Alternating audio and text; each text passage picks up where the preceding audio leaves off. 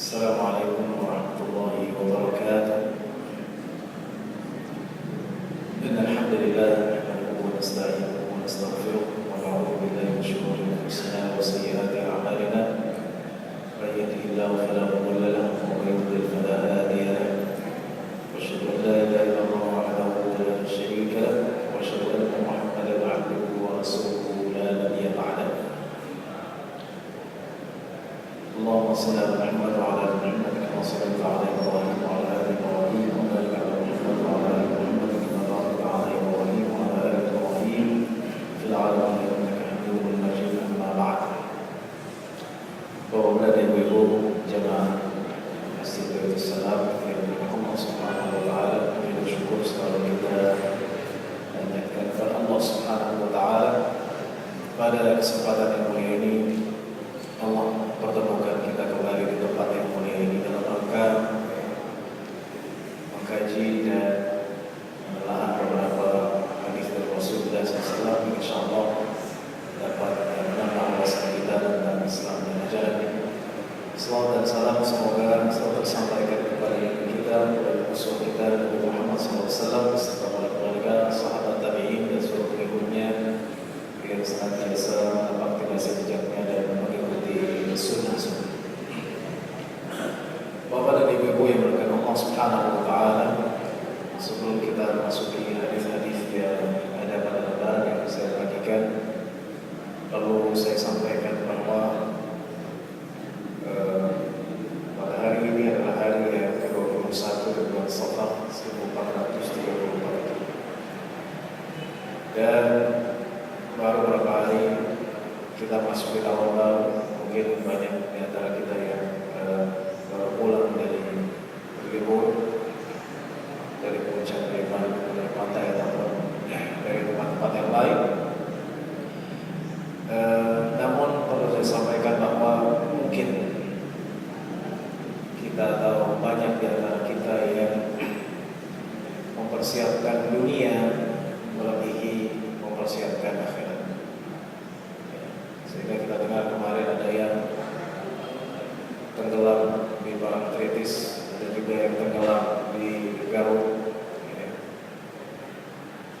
habis merayakan malam tahun baru, ada kecelakaan di Jagorawi, ada juga yang tertabrak oleh mobil anak pejabat misalnya, setelah merayakan malam tahun baru, dari pulang dari rumah pacarnya dan lain-lainnya. Ini artinya banyak orang mempersiapkan dunia. Mungkin orang ingin pergi ke puncak atau ke tempat yang lainnya, ke luar negeri, dia mempersiapkan uang jutaan rupiah, bahkan puluhan juta untuk ngapain? Untuk merayakan malam tahun baru. Ya. Untuk merayakan malam tahun baru, bagaimana ketika malam tahun baru itu tepatnya jam 00.200 ya, suara petasan itu ya, terdengar, sehingga menjadi satu rukun bagi orang-orang yang suka merayakan tahun baru. Kalau malam tahun baru tidak ada suara petasan, itu tidak afdal, bahkan mungkin kehilangan sesuatu rukun daripada rukun-rukun tahun baru menurut pandangan mereka. Tapi ini adalah hal yang berlebihan, bahwa kita menyikapi tahun baru sebagaimana tahun-tahun lainnya, bahwa kita introspeksi diri, kita melihat diri kita sejauh mana kita taat kepada Allah Subhanahu wa taala. Dan Rasulullah SAW mengatakan dalam hadis Abu Dzar radhiyallahu anhu, Rasulullah mengatakan, innal mukthirina humul muqilluna yaumul qiyamah. Pada dalam riwayat lain, innal mukthirina humul aqalluna yaumul qiyamah. Jadi orang-orang yang mengumpulkan dunia itu adalah orang-orang yang paling sedikit pahalanya di hari kiamat. Kenapa? Karena biasanya kalau orang-orang yang sibuk dengan dunia, ya, biasanya dia lupa akan akhirat. Biasanya seperti itu. Sibuk dengan bisnis, ya, sibuk dengan pekerjaannya, jadi lupa akan akhirat, sehingga pahalanya tidak maksimal dikumpulkan pada hari kiamat. Atau dulu sebelum dia kaya, sebelum dia punya uang, dia masih rajin ke masjid, ya rumahnya masih gubuk, ya.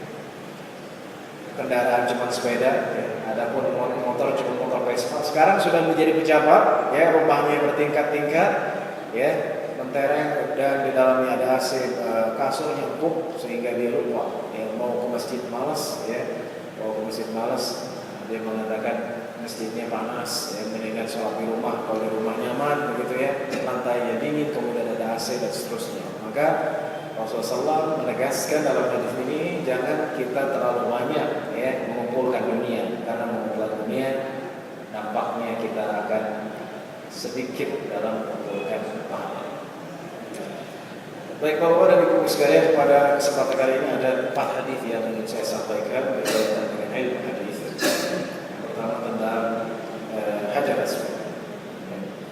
Jadi Hajar Aswad ini adalah batu mulia yang letaknya di Ka'bah, di mana Rasulullah SAW menyunahkan untuk menyium Hajar Aswad. Di sini hadisnya dikatakan Al-Hajarul Aswad yaminullah fil ardi yusafihu biha ibadah. Jadi Hajar Aswad adalah tangan kanan Allah yang menyalami dengannya hamba-hambanya, ya. Jadi Hajar Aswad itu tangan kanan Allah. Bagaimana Allah bersalaman dengan hambanya? Dengan Hajar Aswad. Ini jelas ada unsur tajusim, ya, ada unsur jism atau tubuh bagi Allah Subhanahu wa taala, ya, ta'ala ma'an dzalika 'uluwan kabira. Ibnu Jauzi mengatakan ini hadisnya dalam Al-Ilal Al-Mutanahiyah. Jadi Ibnu Jauzi, beliau adalah ulama yang concern dibilang hadis-hadis palsu. Selain kitab Al-Ilal Al-Mutanahiyah, Ibnu Jauzi juga mempunyai kitab namanya Al-Mawdu'at, hadis-hadis palsu, yang dimana Ibnu Jauzi mencantumkan hadis dengan sanadnya sendiri sampai Rasulullah SAW. Ya, Ibnu Jauzi termasuk musannif, ya, khususnya dalam bidang hadis-hadis palsu. Ya, Ibnu Jauzi punya sanad, kemudian dijelaskan bahwa sanad di dalamnya ada rawi fulan dan fulan. Jadi Ibnu Jauzi mempunyai sanadnya sendiri ketika menulis buku Al-Mutanahiyah ataupun Al-Mawdu'at. Ya, di dalam sanadnya dikatakan ada Ishaq bin Bishr, ya, dia berdusta oleh Abu Bakar bin Abi Syaibah dan An-Nawawi. Ya, Bapak dan Ibu sekalian, jadi untuk tahu rawi ini pendusta atau tidak, ya, cukup satu orang dari imam yang muktamad, ya, yang bisa dijadikan pegangan dalam ilmu hadis dalam berkaitan dengan perawi, misalnya Ibnu Abi Syaibah dan Ad-Darqutni. Apabila dikatakan orang ini adalah pendusta, maka hadis ini menjadi hadis palsu. Sekarang bagaimana hadis-hadis sahih tentang Hajar Aswad? Ini juga yang saya kita dengar, ini hadis sahih riwayat Tirmidzi, An-Nasa'i, Ibnu Majah dan Ahmad dari Ibnu Abbas. Qala Rasulullah SAW, nazal al-hajar al-aswad min al-jannati wa huwa ashaddu bayadan min al-laban fasawwadat khataya bani Adam. Ya. Rasulullah SAW bersabda, Hajar Aswad turun dari surga, ya, warnanya lebih putih daripada warna susu. Kemudian, ya, maka dosa-dosa manusia, dosa-dosa anak Adam menjadikannya hitam. Jadi dulu Hajar Aswad itu putih, lebih putih daripada susu. Siapa yang membuat hitam adalah dosa-dosa manusia. Sebagaimana Hajar Aswad itu hitam karena dosa manusia, yang perlu saya sampaikan, maka hati manusia akan menjadi hitam kalau dipenuhi dengan dosa. Ya. Karena Rasulullah SAW mengatakan, bersabda dalam hadis sahih, "Innal 'abda idza adznaba dzanban nukitat nakdatan saudaa fi qalbihi." Seorang hamba apabila melakukan dosa, maka dititikkan di dalam hatinya titik hitam. Jadi di titik hitam ada titiknya hitam. Kalau dia tobat, dia akan dihapus. Kalau kembali lagi titik hitam lagi. Kalau dia melakukan dosa titik hitam lagi, sehingga kalau dia lakukan secara berulang-ulang dan terus-menerus, maka dia akan menjadi gumpalan hitam, ya, atau hitam yang banyak seperti kertas. Kertas ini kalau dititikkan satu, ya nggak kelihatan, tapi kalau titik jadi hitam, jadi kotor. Seperti itulah manusia. Ya, dan itu adalah firman Allah Subhanahu wa taala, kalla bal rana ala qulubihim ma kanu yaksubun. Ya. Itu artinya rana di sini adalah naktatan sauda, ya. Maka menjadi satu tabiat apabila orang melakukan dosa dan terus menerus dia lakukan, dia akan susah untuk meninggalkannya. Ya. Ini bahaya, Pak. Kalau kita punya kertas, mungkin cuman satu titiknya gampang dihapus dengan penghapus atau tip X, ya. Tapi kalau ini hitam semua, bisa gitu di tip X semua. Warnanya beda, harus diganti lagi dengan kertas yang baru. Ya, seperti itulah manusia. Kalau dia melakukan dosa, apalagi dosa besar, dan itu menjadi tabiatnya, maka dia sangat butuh perjuangan dalam meninggalkan dosa itu. Contoh, soalnya orang yang narkoba, ya, kita lihat orang narkoba, dia tobat. Misalnya ada Roy Martin atau siapa saja lah, orang-orang yang termasuk dalam list orang-orang yang suka narkoba. Ketika dia tobat, itu butuh perjuangan, ya. Ataupun orang Islam, karena Roy Martin bukan satu akidah. Ketika dia bertobat pada Allah Subhanahu wa taala, itu butuh perjuangan untuk agar tidak kembali. Karena dia sudah terbiasa. Bisa saja temannya bilang, ya udahlah kamu nggak usah, tobatnya udah cukup sebulan aja. Mari kita, nggak apa-apalah sebulan sekali, ya kita narkoba lagi. Nanti kamu tobat lagi. Ya, itu yang disebut dengan naktatan sauda. Ya. Titik hitam, dan titik hitam ini akan menjadi banyak. Seperti inilah manusia. Orang yang biasa minum khamar, ya. Jadi gini, kalau orang minum khamar biasanya marah, ya kan? Bawaannya emosi. Itu belum tingkat tinggi. Ya. Maksudnya gimana? Karena saya mendapatkan orang-orang yang biasa minum khamar, kalau dia minum khamar jadi tenang. Itu tingkat tinggi. Ya, jadi kalau dia nggak minum khamar, hatinya berontak, bawaannya marah-marah. Tapi kalau dikasih khamar, dia diam, kalem, adem, air. Itu berarti sudah menjadi tabiat, menjadi satu kebiasaan yang sulit untuk dia hilangkan, ya, sehingga udah tobat gitu kan. Ini kejadiannya 1 bulan 2 bulan tobat, dia menjadi pengurus masjid, ya. Akhirnya nggak kuat, dia keluar lagi, nyaut lagi, minum alkohol lagi, dan mabuk-mabukan. Ya, nanti 2 bulan tobat lagi gitu ya, masjid lagi, baru 7 hari minuman keras. Seperti itu. Ya. Nah, inilah yang disebut dengan hati sudah menjadi hitam. Maka Hajar Aswad tadinya putih, dia lebih putih daripada susu, kemudian dia menjadi hitam karena dosa-dosa anak-anak, dan dosa anak-anak sangat banyak. Ya. Semakin kesini semakin hitam karena anak Adam sering melakukan dosa, dan mungkin sebagian dari anak Adam ini tidak bertobat kepada Allah SWT. Yang kedua adalah ini dari Ibnu Ubaid bin Ubaid di hadisnya dalam Tirmizi, bahwasanya Ibnu Umar beliau berdesak-desakan untuk mencapai ruknaini, ya, 2 rukun. Di sini maksudnya Hajar Aswad dan rukun Yaman.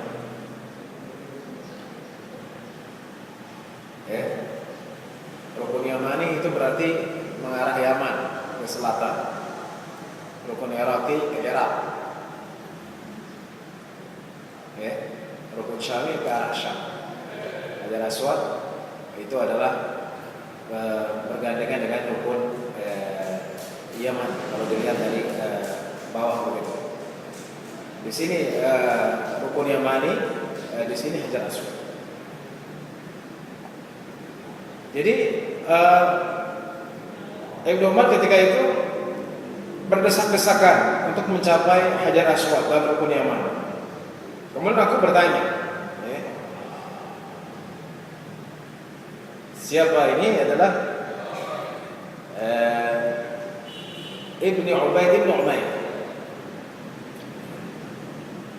Karena anaknya Ubaid, anaknya Umair. Ya, di sini dikatakan, aku bertanya,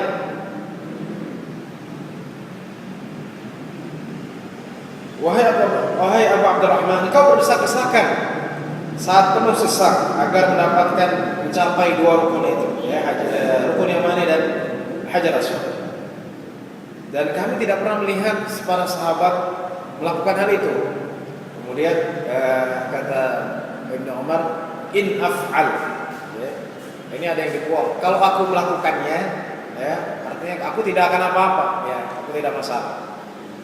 Ini adalah tafsiran Ibnu Umar bahwasanya para sahabat tidak melakukan itu karena ditakutkan, ya, terjadi desakan ataupun bisa mencelakakan. Ya, jadi kalau bapak-bapak berdesak-desakan itu harus dilihat unsur bahaya dan tidaknya. Kalau sekiranya membahayakan atau bisa mencelakakan, maka sebaiknya tidak dilakukan. Jadi sini Umar mengatakan, aku tidak akan apa-apa, aku tidak akan sakit. Karena aku mendengar Rasulullah mengatakan, bersabda, inna mashahuma kaffaratun lil khataya. Sesungguhnya menyentuh, sini maksudnya adalah mengusap, ya, mengusap Rukun Yamani dan Hajar Aswad adalah menghapus dosa-dosa. Kemudian, dan saya mendengar Nabi SAW mengatakan, barang siapa yang tawaf di Ka'bah 7 hari dan menyempurnakannya, ya, artinya 7 hari berturut-turut melakukan tawaf di Ka'bah, maka pahalanya seperti membebaskan budak. Dan saya mendengar Nabi SAW bersabda, tidaklah seorang yang tawaf meletakkan satu kakinya dan melangkahkan yang lainnya, kecuali Allah hapus kesalahan dengannya dan dituliskan baginya kebaikan. Ya, jadi setiap langkah dari tawaf itu adalah pemberian kebaikan dan penghapusan dari dosa. Ini hadisnya di Sahih riwayat At-Tirmidzi dan dihasankan dan juga An-Nasa'i. Jadi ini tentang Hajar Aswad.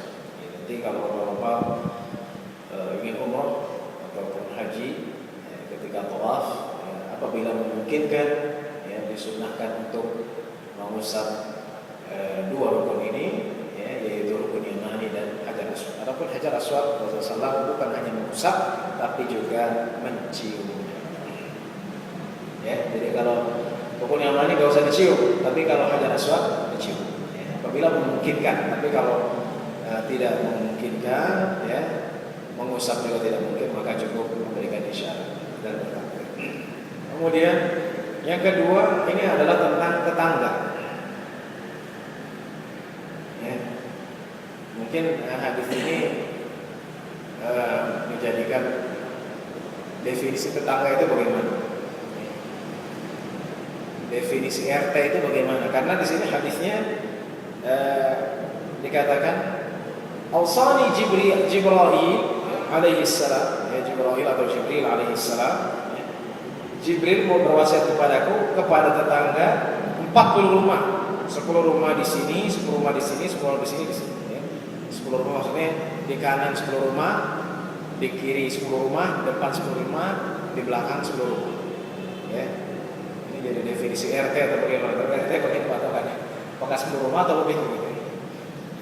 Ya, hadis ini diriwayatkan oleh Al-Baihaqi dari Aisyah radhiyallahu anha bersama Ismail bin Saif. Ibnu Ali mengatakan dia meriwayatkan hadis dari thiqat, hadis-hadis dari para thiqat. Jadi Ismail bin Saif ini dia meriwayatkan hadis dari orang-orang terpercaya. Ini artinya tidak selamanya orang yang terpercaya itu muridnya selalu terpercaya. Sebaliknya, belum tentu orang yang terpercaya selalu meriwayatkan dari orang yang terpercaya. Maksudnya begini, ada seorang perawi, dia thiqah, terpercaya, agamanya bagus, ya, hafalannya bagus, kemudian dia tidak pernah bohong. Ya. Bisa saja dia meriwayatkan dari orang yang tidak terpercaya, ya, karena dia tidak tahu, ya, orang itu atau hadisnya masih bisa diriwayatkan, tapi sebenarnya statusnya tidak terpercaya, lemah atau sedikit lemah. Begitu pula ini ada orang yang tidak terpercaya meriwayatkan hadis, ya, dia menukil hadis, ya, dari orang yang terpercaya. Ya, ini Ismail bin Sa'id seperti ini. Jadi Ismail bin Sa'id meriwayatkan dari orang-orang yang thiqat yang terpercaya hadis-hadis yang tidak mahfuz dan mencuri hadis. Maksudnya apa? Maksudnya dia meriwayatkan hadis-hadis yang menyalahi perawi-perawi lain yang terpercaya. Jadi gini, kalau ada satu guru orang yang terpercaya, kemudian dia punya murid, ya, muridnya 10, baik. Yang 9 terpercaya, yang 1 Ismail bin Sa'id, ya. Yang 9 meriwayatkannya seperti ini, Ismail bin Sa'id meriwayatkan berbeda. Ini yang disebut dengan hadis yang tidak mahfuz atau hadis syadz. Misalnya seorang guru bilang kepada muridnya, wahai anak-anak, ya, besok bawa pulpen dengan tip E.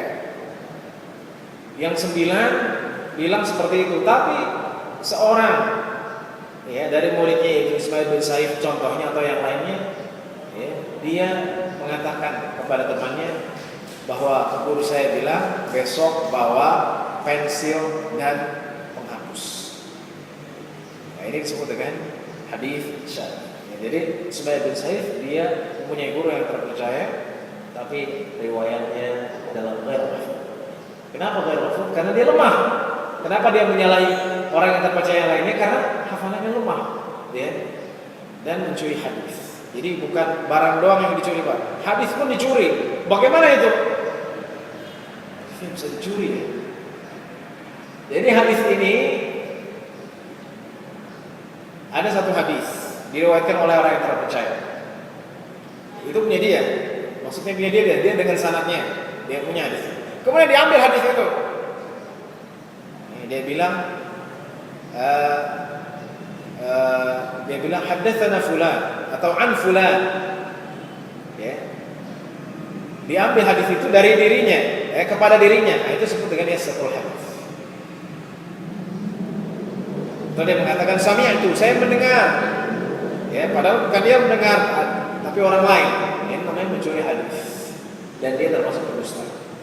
Nah, ini ada dalam ilmu hadis yang disebut dengan mencuri hadis. Ya. Jadi tidak ada spesifikasi bagaimana tetangga itu, apakah 10 rumah atau bagaimana. Ya. Ada perkataan dari Az-Zuhri, tidak saya sebutkan di situ, tapi ada kelemahan juga dalam, jadi bukan hadis perkataan Zuhri tapi kelemahan. Ada juga Al-Bukhari riwayatkan dari Hasan Al-Basri perkataannya, bukan dari Rasulullah SAW, mengatakan hal yang semisal bahwa tetangga itu adalah 10 rumah. Ya. Jadi hadis yang sahih yang Rasulullah SAW jelaskan adalah bukan tentang batasan berapa tetangga itu rumahnya, begitu ya, berapa rumah, ya. Karena di situ ada perbedaan yang ada yang bilang 60 zira'an, 60 depa, ya, bukan dengan rumah tapi 60 depa, ya, berapa kaki begitu, berapa panjangnya ke depan, ke belakang, ke samping, begitu ya. Jadi hadis ini di atas tidak bisa dijadikan hujjah, ya. Dan itu hadisnya jelas sangat lemah karena dalam sanadnya ada Ismail bin Sa'id. Kemudian Rasulullah mengatakan dari Abu Syurah Al-Adawi, beliau mengatakan sami'at udhunaya wa absarat 'ainaya hina takallama Rasulullah faqala man kana yu'minu billahi wal yawmil akhir falyughalliq jarahu. Ya, telingaku mendengarkan, mataku melihat. Kata Nabi Muhammad SAW bersabda, barang siapa yang beriman kepada Allah dan hari akhir maka hendaklah ia memuliakan tetangganya. Ya. Jadi enggak usah kita bahas lagi, ya, mau 10 rumah atau berapa rumah, ya itu tergantung kita kenalnya. Sekarang sudah ada RT dan RW dan selainnya, gitu ya. Yang penting adalah yukrim jarahu, ya, muliakanlah tetangganya. Jadi bukan termasuk muliakan tetangga, ya. Kalau kita punya rumah dekat-dekatan, ya, kita setel radio kenceng-kenceng ketika orang tidur, ya, kita ganggu dengan musik, begitu, itu bukan termasuk muliakan tetangga. Ya. Atau Atau bagaimana? Kita bikin lantai 2, ada lantai 1, lantai 2. Tapi ketika kita bikin lantai 2, misalnya kita iseng gitu, jadi ngeliatin orang, ya, atau mungkin ya ngintip orang misalnya, kalau bilang balik gitu ya, itu juga tidak termasuk ikrarullah.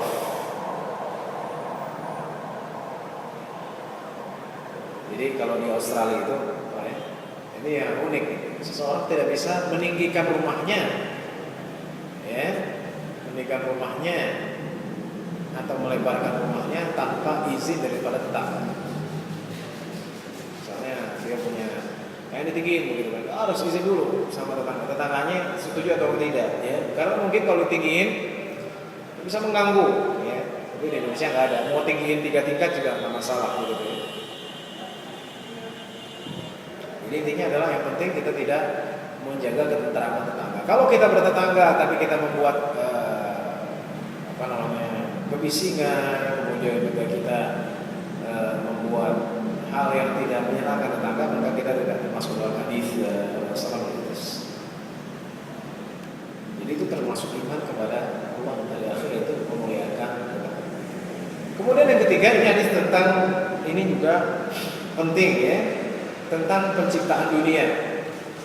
Hadisnya adalah laulaka ma khalaqtud dunya, tanpa engkau atau kalau bukan karena engkau Muhammad SAW aku tidak menciptakan dunia. Ya, karena sebentar lagi banyak yang merayakan Maulidan dan mungkin banyak yang menyampaikan hadis ini bahwa kalau nggak ada Muhammad SAW, kalau ada Rasulullah nggak akan diciptakan dunia. Ya, hadis ini adalah hadis yang palsu. Ya, walaupun kita sering dengar ya. Jadi kalau bukan karena Muhammad SAW, kalau bukan karena Rasulullah SAW, nggak ada dunia. Ya. Sebenarnya kemuliaan Nabi Muhammad SAW nggak mesti kalau nggak ada Muhammad SAW nggak ada dunia. Kemuliaan Muhammad SAW itu jelas ya dalam hadis-hadis lain, ya kemudian dalam Al-Quran Al-Karim, dan bukan kita mengatakan kalau nggak ada Muhammad nggak ada dunia. Yang penting adalah mengikuti Nabi Muhammad SAW. Apalagi hadisnya di sini palsu. Kenapa? Hadis ini diriwayatkan Ibnu Asakir dalam tarikhnya. Dari Ibnu Jauzi mengatakan dalam satu perawi dari Yahya Al-Basri, dan dia adalah rusak dan pendusta. Ya, Al-Basri, rusak. Al-Dailami dan Ibnu Abbas berkata dengan teks yang berbeda. Kalau bukan karena engkau Muhammad SAW, aku tidak ciptakan surga. Kalau bukan karena engkau, aku tidak ciptakan neraka. Nah, ini mungkin sering kita dengar bahwa Allah menciptakan bumi dan langit dan bumi karena Muhammad SAW. Itu berdasarkan hadis ini, dan hadis ini adalah hadis batil, hadis yang palsu. Dalam sanadnya ini yang hadis Ad-Dailami ini diriwayatkan dalam Abdus Samad, perawinya Al-Qayyim mengatakan hadisnya tidak mahfuz dan dia tidak dikenal kecuali dengan itu hadisnya sering menyalahi hadis-hadis orang yang terpercaya. Jadi hadis mahfuz, hadis yang tidak mahfuz artinya hadis syadz. Ya, hadis syadz adalah hadis yang menyalahi perawi thiqah atau perawi yang lebih terpercaya atau perawi terpercaya daripada. Kemudian yang keempat ini bertema tentang perhatian terhadap urusan orang Islam. Ini terakhir dalam pertemuan kita kali ini. Ya. Di sini dikatakan barang siapa yang memasuki pagi hari dan tujuannya tidak untuk selain Allah, tujuannya untuk selain Allah, maka ia tidak ada apa-apa dari Allah. Jadi tidak ada gaya di Allah Subhanahu wa taala. Dan barang siapa yang tidak memperhatikan urusan orang muslim, ya, urusan muslim, maka dia bukan termasuk mereka, bukan termasuk orang Islam. Ya, hadis ini adalah baik maknanya, tapi sayangnya hadis ini lemah. Ya, bahkan di dalam sanadnya ada dua perawi, Az-Zahabi mengatakan ada Ishaq bin dan Muqatil, ya, keduanya tidak thiqah dan tidak jujur, ya, banyak bohong, ya. Adakah yang semakna? Ada. Hadis ini ada yang semakna. Kalau yang tadi jelas hadisnya adalah hadis yang di dalam perawinya ada yang tidak jujur, ya, atau hadis sangat lemah ataupun sampai palsu begitu, ya. Karena tidak jujur di sini bisa jadi matruk ataupun kadzdzab, hadis yang palsu. Maka hadis sahih mengatakan Ini mathalul mu'minina fi tawadihim wa tarahumihim wa ta'atufihim mithlul jasadil wahid atau mathalul jasadil wahid atau mathalul jasad, tergantung riwayat dan berbeda teks. Idza ishtaka min 'udwin tada'ala sa'irul jasadi bis-sahri wal humma. Perumpamaan orang mukmin dalam cinta, kasih sayang dan rasa simpati seperti satu tubuh. Apabila satu anggota tubuh sakit, maka anggota tubuh lainnya akan merasa sakitnya dan dengan tidak tidur dan panas. Ini hadis dalam makna hadis yang di atas. Ya. Jadi kalau kita punya anggota tubuh misalnya gigi kita sakit gitu ya. Yang lain ikut sakit atau tidak? Ikut sakit. Kita nggak bilang kamu sehat. Sehat. Katanya gigimu sakit. Iya, gigi saya doang yang sakit, yang lain sih nggak masalah. Gara-gara gigi sakit itu bisa pengaruh ke jantung, bisa juga demam, bisa juga pusing dan lain-lain. Ya, bisa hari wal humma. Ya. Kalau misalnya kita kecelakaan begitu kan, tangan kita berdarah, maka badan kita semuanya merasakan sakit. Inilah kenyataan yang kita alami bahwa kita belum mempraktekkan hadis yang terakhir ini karena banyak saudara kita ya di sana ataupun di Indonesia yang kekurangan, yang tidak mampu. Ya. Teman kita, saudara kita yang jauh di Syria sampai sekarang masih 2 tahun Pak. Itu hancur-hancuran ya, bombardir ya. Bashar al-Assad nggak mau turun ya, tapi negara-negara Arab lain diam, tidak ada sikap. Indonesia juga tidak punya sikap bagaimana menyelesaikan konflik di Syria. Inilah kita sebagai orang Islam hendaknya jaga ta'atuf, kecintaan, kebersamaan dan juga simpati terhadap sesama Muslim. Dengan demikian Islam akan kuat dan Islam akan menjadi satu kesatuan yang tidak tergoyahkan. Demikian kajian hadis pada hari ini. Semoga Allah SWT selalu memberikan kita keimanan, istiqomah dan menjadikan kita pengikut dan salah yang setia terhadap aturan dan ajaran. Alhamdulillah, wassallallahu Muhammadin wa alihi wasallam. Alhamdulillah. Ada pertanyaan? Ya, silakan.